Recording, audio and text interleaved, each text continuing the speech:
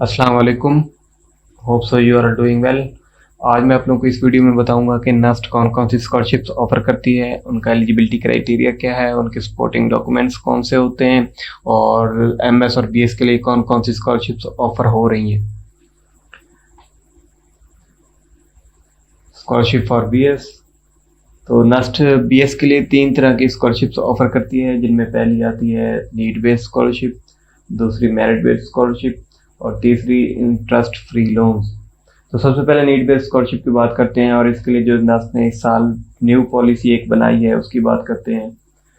तो इस पॉलिसी के मुताबिक नस्ट कहती है कि आप नीड बेस के लिए तब कंसिडर किए जाओगे जब आप किसी एक्सटर्नल स्कॉलरशिप लाइक पीफ और एचईसी की जो ऑफर स्कॉलरशिप है उनमें अप्लाई किया होगा।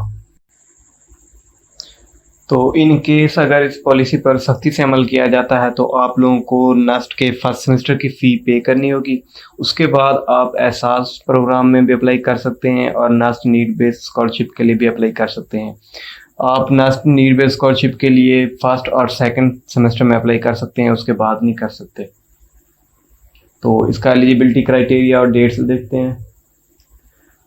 तो एलिजिबिलिटी क्राइटेरिया में ये है कि आपकी फैमिली की जो इनकम है वो 40K से कम हो तो आपको 100% स्कॉलरशिप अवार्ड की जाती है।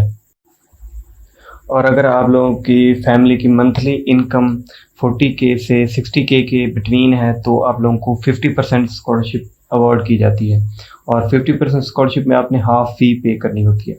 तो ये जो नीड बेस्ड स्कॉलरशिप है ये जस्ट आपकी सेमेस्टर फी को कवर करती है। आप लोगों ने हॉस्टल चार्जेस और mess charges, accommodation charges, security charges और एडमिशन चार्जेस वो पे करने होते हैं।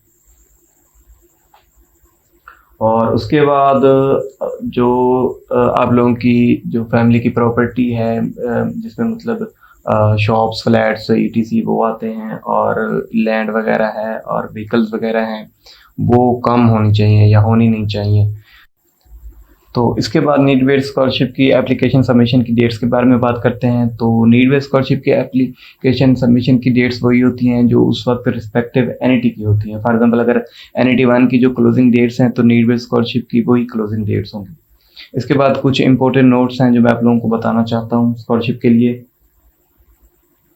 तो उनमें सबसे पहला ये है कि जो आप लोगों ने डॉक्यूमेंट रिक्वायर्ड होते हैं स्कॉलरशिप के लिए वो आप लोगों ने गवर्नमेंट ऑफिसर से अटेस्ट करवाने होते हैं और जिसका स्केल 17 और 70 प्लस हो। उसके बाद जो आप लोगों ने सॉफ्ट कॉपी डॉक्यूमेंट सेंड करने होते हैं वो उसी एप्लीकेशन फॉर्म पे ही सेंड करने होते हैं। किसी ईमेल, कुरियर और कोई और आप जरिया इस्तेमाल नहीं कर सकते।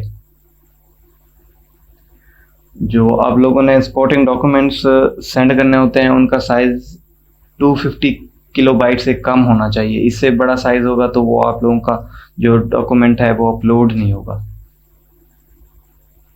और जो आप लोगों ने जो डॉक्यूमेंट देने होते हैं वो फ्रेश डॉक्यूमेंट्स होते हैं। फॉर एग्जांपल अगर उन लोगों ने बैंक स्टेटमेंट लास्ट 3 मंथ्स की मांगी है तो आप लोगों ने वही देनी है, कोई पुरानी नहीं देनी है। और अगर यूटिलिटी बिल्स में उन लोगों ने अगर लास्ट मंथ का मांगा है तो आपने वही देना होता है जो लास्ट मंथ का होता है, ज़्यादा ओल्ड नहीं देना होता। और अगर आप लोगों की स्कॉलरशिप सबमिट होने के बाद कोई उनमें कमी होती है सपोर्टिंग डॉक्यूमेंट्स में तो वो आपको मेल करते हैं कि आप एडिशनल डॉक्यूमेंट्स जो हमें रिक्वायर्ड हैं वो आप सेंड करें। और अगर आप लोगों के पास सपोर्टिंग डॉक्यूमेंट्स नहीं है और उनको बनाने में टाइम लग रहा है तो आप उनसे एडिशनल टाइम का भी रिक्वेस्ट कर सकते हो।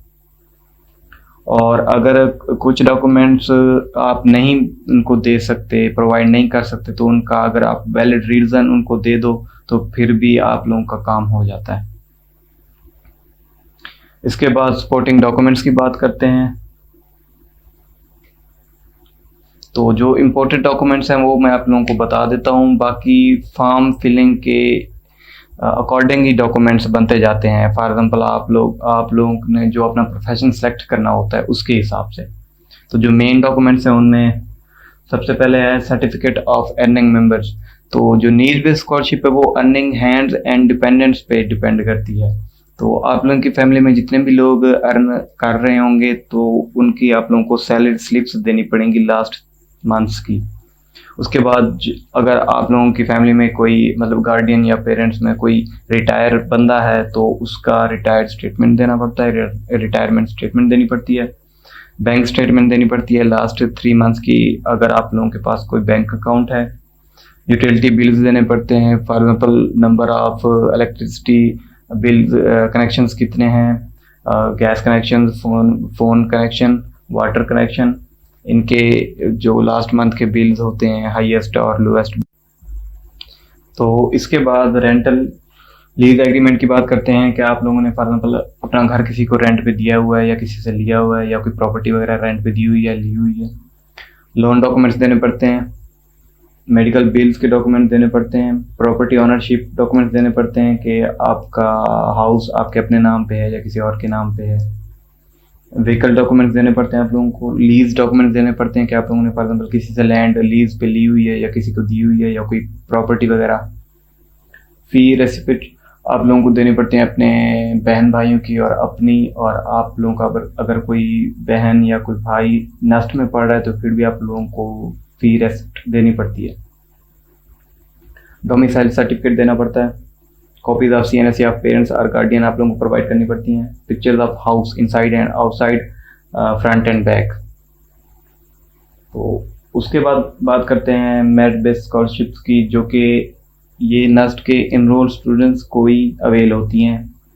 तो इनमें ये होता है कि अगर आपका semester GPR cumulative GPA 3.5 to 3.75 होता है तो आप लोगों को 2000 पर मंथ उस स्पेसिफिक सेमेस्टर के लिए दिया जाता है। और इसी तरह 3.76 to 3.89 आप लोगों को 2500 दिए जाते हैं, और 3.9 to 3.4 आप लोगों को 3000 पर मंथ। तो इसके बाद पीस स्कॉलरशिप की बात करते हैं। तो इसका जो एलिजिबिलिटी क्राइटेरिया है उसमें यह है कि आप एक तो आप लोगों का पंजाब डोमिसाइल हो और आप लोगों ने पिछला एग्ज़ाम अपना जो पास किया हो उसमें 60% से अबव मार्क्स हों आपके। तो आप लोगों ने as a regular student pass किया हो, फॉर एग्जांपल ओपन से ना किया हो और किसी लो फी प्राइवेट इंस्टीट्यूट से किया हो, अगर आप प्राइवेट स्टूडेंट के तौर पे आप लोगों ने पिछला एग्ज़ाम पास किया है तो, और आप लोगों के जो पेरेंट्स की मंथली इनकम है वो लेस देन 30K हो और आप लोग कोई स्कॉलरशिप अवेल ना कर रहे हो, तब आप लोग इस स्कॉलरशिप में अप्लाई कर सकते हैं। और इस स्कॉलरशिप का जो पैकेज है उसमें आप लोगों को 9680 रुपीज़ पर मंथ आप लोगों को दिए जाते हैं, और जो ड्यूज़ इस स्कॉलरशिप में कवर नहीं होते जो कि मेंशन होते हैं वो आप लोगों को पे करने पड़ते हैं।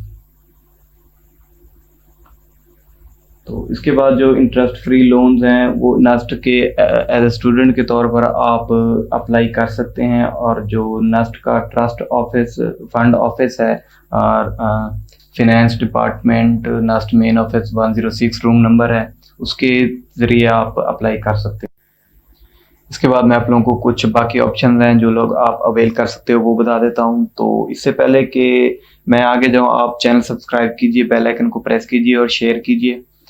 So subscribe the channel before we get on with it। जो अदर अपॉर्चुनिटीज़ हैं उनमें सबसे पहले है फी डेफरमेंट।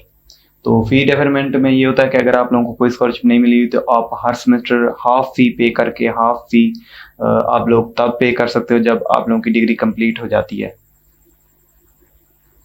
और उसके बाद HEC की कुछ ऑफर्ड स्कॉलरशिप होती हैं, उन स्कॉलरशिप में आप अप्लाई कर सकते हो। फिजाया एजुकेशनल वेलफेयर स्कीम में आप लोग अप्लाई कर सकते हो, इसकी भी कुछ स्कॉलरशिप्स ऑफर की जाती हैं। पाकिस्तान बैतुल माल में भी आप लोग नेस्ट के जरिए अप्लाई कर सकते हो, और मजहर मेमोरियल स्कॉलरशिप लोन में भी आप लोग अप्लाई कर सकते हो। इसके अलावा आप लोगों को कोई भी स्कॉलरशिप के बारे में कोई क्यूरीज है तो वो आप लोग नीचे ड्रॉप करो, मैं इंशाल्लाह रिस्पॉन्स करूँगा। और नीड बेस्ड स्कॉलरशिप में BS के अलावा MS वाले भी अप्लाई कर सकते हैं।